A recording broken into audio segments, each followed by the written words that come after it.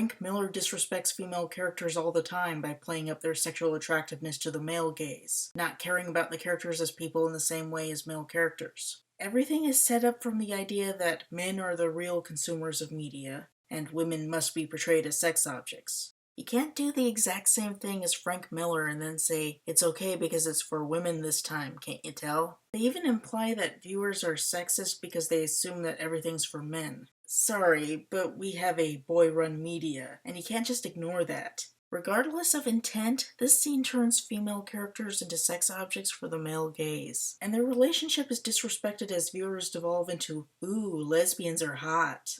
If the film were actually for women, Chip would hardly be in the picture, and the lesbian subtext would be an actual lesbian relationship. Needy eventually freaks out because Jennifer's still evil. Needy threatens to call the cops on her, but Jennifer says that she owns the cops, so there's no point. Again, I own the police! It serves a function in the plot by isolating the protagonist, and it also fits in with Jennifer as an abuser. She keeps a position of power by assuring her partner that the cops will work with Jennifer and not Needy. There's then a flashback as Jennifer explains what happened after she got in the van. Nikolai drives them out to Devil's Kettle Falls. Still in her stupor, she starts glancing around and seeing satanic occult books. She finally gets a clue and asks if they're rapists, which at this point is funny because we've been so entrenched in supernatural horror that such a mundane suggestion is absurd. But we don't laugh at Jennifer's victimization. Nikolai makes a sexist remark, and is feminist because we're on Jennifer's side, hating him. Another band member questions if Nikolai has it right that Jennifer's a virgin, and she latches onto that as a way to stay safe from rapists and claims that she is. She's out of luck though because what they're after is a virgin sacrifice. Rapists don't really have profiles they target though. It's a mistake to think that they're interested in sex when it's about power at the heart of it. They tie her up next to the falls and sacrifice her to Satan in exchange for success in the music industry. They're very comedic as they do so, and they keep fumbling around and making little comments, and it ends up bizarrely funny as they start singing 8675309 while stabbing her to death. And I guess this is a phallic symbol, I don't know. The scene comes under heavy criticism from feminists who feel that it's making male violence against women into a joke. I think it's just a horror comedy like American Werewolf in London. And like with the deer, you can have people suffering and victimization and have it funny at the same time without being cruel. It's just an odd blend of emotions to keep us on our toes. We're on Jennifer's side the whole time. So they sacrificed her thinking she was a virgin so that they would get power from Satan. Nikolai threw the murder weapon into the Devil's Kettle Falls. Director Karin Kusama says that there's some phallic symbolism. I don't know. Because Jennifer was far from a virgin, she ends up being possessed by a demon and becomes a succubus. Karin Kusama says that the intent was to subvert ideas about virginal purity by having virgins being killed for not having sex, and having Jennifer's sexuality be the thing that saves her life. That really does not come across well. Virginity as purity runs so deep in our culture that simply referencing virgin sacrifices doesn't have the effect of subverting a long trend of horror movies punishing women for having sex. And it has the opposite effect when the thing that saves her also makes her evil. She explains that she went to see Needy because she deeply cares for her and could never hurt her, both claims questionable. She then found a transfer student who survived the fire and presumably ate him. She explains that when she's full, she's impossible to kill, demonstrating her healing powers for Needy. Again, no different from a male superhero. It's like some X-Men shit, right? Needy pushes her on the eating people part, trying to get her to come out and say that she's a monster who kills people. Jennifer gaslights her, which is a tactic abusive partners use to try to convince their partners that they're just crazy and not reading the situation right. Jennifer asks if they can just make out, but Needy makes her leave, and Jennifer demonstrates her power by jumping out the window and vanishing.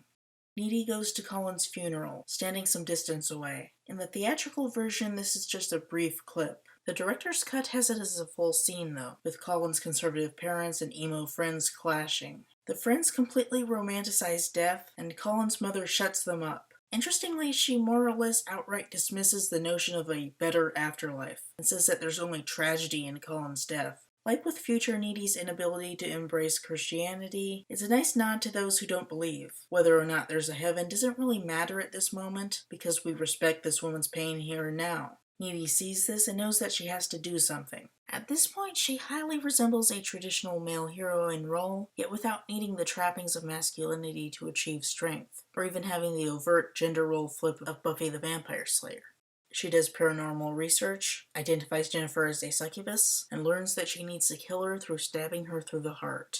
Chip approaches her out of worry, and she explains everything to him. In describing what Jennifer's like when she's full, she goes into detail on how pretty she is and more lesbian subtext. Edie's convinced that Jennifer will target the spring formal, so she tells Chip that he needs to stay home while she protects the boys at the dance. She breaks up with him for his own good, which isn't nearly as condescending as the Peter Parker Mary Jane thing in the 2002 Spider-Man film, because Jennifer is a present threat to everyone around Needy, and Needy gives Chip a full explanation, even if he doesn't believe it.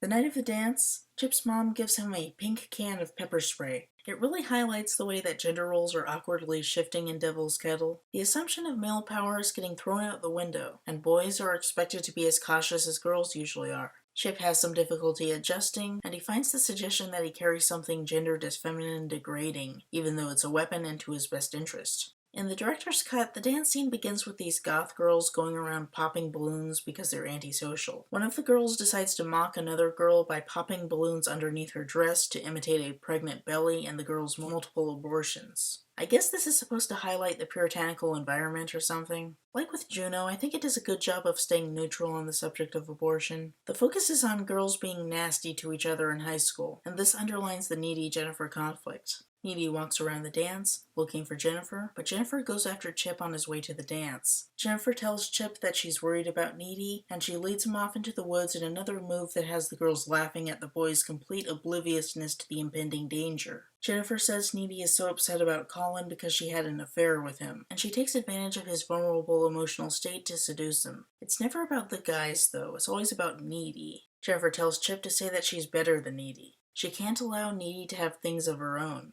As it turns out, the school booked Low Shoulder to play the dance. They provide the music as Jennifer makes out with Chip. Needy feels his lips through her psychic connection to Jennifer, and she takes off running to save the day. In the theatrical version, she goes straight towards him via psychic link. In the director's cut, she first goes to Chip's house, finds out where he went from his mother, and then runs to save him. Chip's little sister is also in the scene and is sitting while wearing a skirt without her legs crossed, and the mother chides her for that. According to Karin Kusama, this is to illustrate the restrictive, sex-negative environment that Needy and Jennifer have grown up in, as a way to show how empowered they are for being sexual young women. Unfortunately, that is just not communicated at all. This isn't the subversive, sex-positive feminist film that they think it is. Very few people even realize it's supposed to be feminist. Jennifer takes Chip to an abandoned community pool to kill him. She makes innuendos and gets him to kiss her, but he ultimately rejects her. She can't have that and tries to eat him.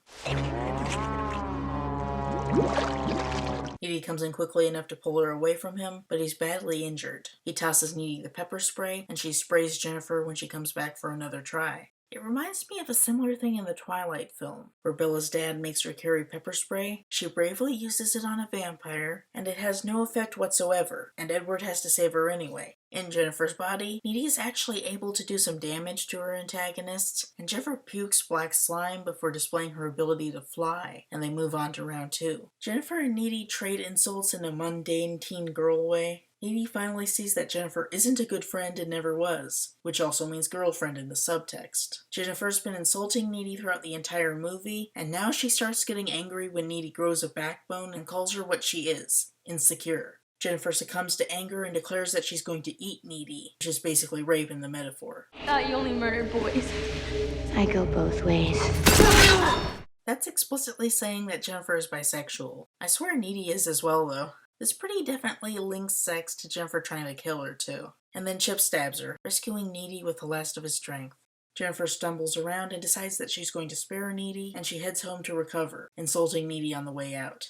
Needy rushes to Chip's side. She tries to call an ambulance, but the phone was damaged in the attacks. They say that they love each other, and then Chip dies. This is a big gender role reversal, as there is usually a female love interest to die to bring pain to a male hero, as with Audrey in the stage version and original ending of Little Shop of Horrors, or with Penny in Dr. Horrible, or in a number of films, TV shows, and other stories. The feminist term for it is women in refrigerators, after a Green Lantern comic featuring the twist that Kyle Rayner's girlfriend Alex DeWitt was killed and left for him to find in his refrigerator. While putting a man in the refrigerator does not guarantee a feminist story, it can signify that female characters are considered important, and the male characters on the periphery. In the case of Needy and Chip, it emphasizes that Needy occupies the role of hero usually occupied by male characters. We come back to the scene from the beginning with Jennifer being stalked by someone. We now understand that she is the monster and not the victim. Needy crashes in to kill her.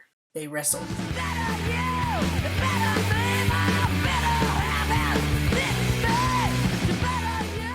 Needy prepares to stab her.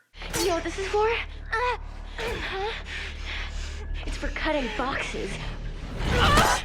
According to the commentary, she was originally supposed to stab Jennifer in the vagina after that line, which is possibly the most invasive and horrible attack possible, which is probably why they couldn't get it in the film. It really sounds misogynistic, and the best I can say about it is that it's just two women being completely sadistic and mean. Without knowing the context of it being supposed to be a feminist story, I'm sure it would come across as misogynistic. As it is now, it sounds like Needy calling Jennifer a box, which is also a form of misogyny. I'll accept the misogynistic slur coming from Loki, the colossal bad guy in the Avengers, but our protagonist shouldn't be using it for what sounds like an awesome one-liner to make people clap and cheer. Eventually, Needy finds Jennifer's weak spot, their relationship. She rejects Jennifer completely, and Jennifer's so hurt that she drops her guard. Needy stabs her in the heart, and Jennifer turns human as she dies. Then Jennifer's mom comes in and catches her in the act.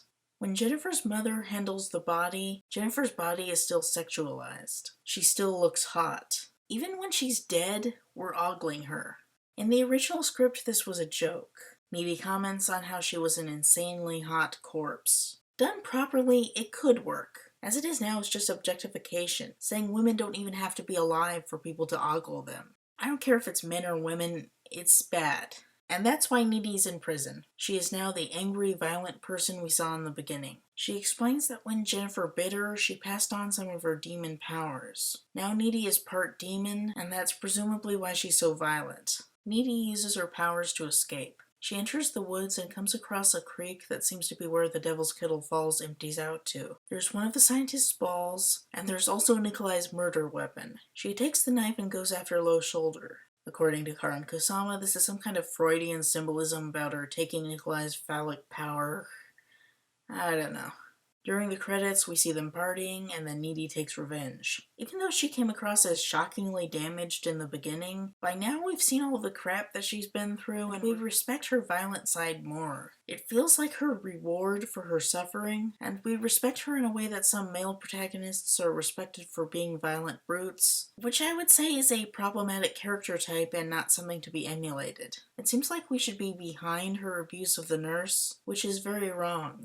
Jennifer's body is a mess. All fully believe that Diablo Cody and Karan Kusama are feminist women, and that they set out to make a film about female empowerment, but something got lost along the way. Reading an interview Karan Kusama did with Horror.com, it seems like a great feminist film, but it's almost nothing like what she actually made. There's a constant sexualization akin to a Michael Bay film, leading us to ogle Jennifer more than actually respect her. Despite the attempts to avoid puritanism, there's a clear slut-shaming element going on with Jennifer, leading us to think that she's trash because of her sexual behavior instead of just her cruelty. And then there's the whole lesbian romance element. It's homophobic and biphobic. There's just no getting around that. Chip represents the good partner that Needy should choose, and her lesbian attraction gets her into trouble. Stop kidnapping my girlfriend. Jennifer is the evil, promiscuous bisexual girl, and she becomes sexual towards Needy only after being possessed. I think that it's important that Jennifer is the only one to explicitly say that she's bisexual, because it makes it easier to interpret the situation as just the oversexed predator taking advantage of a straight girl. The whole lesbian element should be more overt. Maybe they had to make it subtle to keep an R rating and not NC-17 because of the rating board, but that just speaks to the general state of problems. The homophobia of the world is a big problem. To some extent, I think we should have stories about abusive lesbian relationships, but there's so much negativity towards gay relationships in general that all the negativity in Jennifer's body just leads to a homophobic message. The parts that work are the parts that play with gender roles. Needy and Jennifer have the full focus of the movie, and they are regarded with respect in the same way that male characters usually are. Needy has a hero role, Jennifer the villain.